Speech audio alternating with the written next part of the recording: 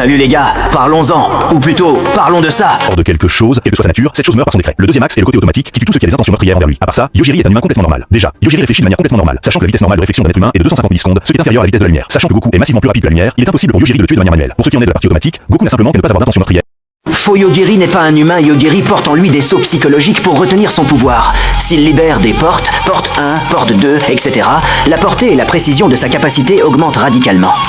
En réalité, Yojiri n'est pas un être humain qui a reçu un pouvoir cheaté. Il est l'incarnation même de la fin toute puissante, the end of all things. Il est le point final inévitable de toute chose dans le multivers. Ou encore de ça, Il peut tuer le vide, il peut tuer la causalité, il peut tout tuer. Si Goku le téléporte dans l'espace, il va tuer quoi? Le vide ne vit pas. Encore faux le pouvoir de Yojiri, n'est-ce pas comme tu le dis, écoute. Une mort au sens ultra large, je vais te dire la signification. L'aspect le plus absurde du pouvoir de Yojiri est que sa notion de la mort s'applique à absolument tout. Vivant ou non, inanimé, il peut tuer des objets, des vêtements, des armes, des bâtiments ou le sol. Concept and phénomène, il peut tuer la gravité, la lumière, le son, le feu, la magie, l'inertie ou même la quantité de mouvement d'une attaque subie.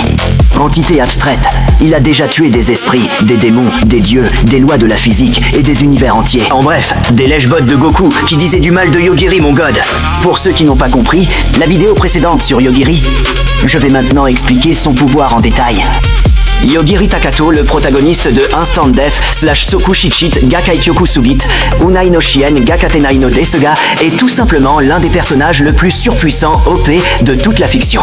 Contrairement aux personnages classiques qui ont de la magie ou de la force brute, la capacité de Yojiri n'est pas un sort, mais une loi absolue de la réalité. 1. La capacité principale, mort instantanée, Instant Death. La faculté de Yojiri est d'une simplicité terrifiante. Il peut décider de faire mourir tout ce qu'il souhaite instantanément. Absence de délai. La mort est immédiate. Il n'y a pas de temps de trajet, de projectile ou d'onde de choc. Aucune condition requise, il n'a pas besoin de toucher sa cible, de connaître son nom ou même de la voir clairement. S'il perçoit l'intention hostile de quelqu'un, il peut l'éliminer automatiquement. Incontournable, les défenses magiques, la régénération, le voyage temporel, la réincarnation, l'immortalité biologique ou conceptuelle, rien ne fonctionne. Si Yojiri décide qu'une entité meurt, elle meurt. 2.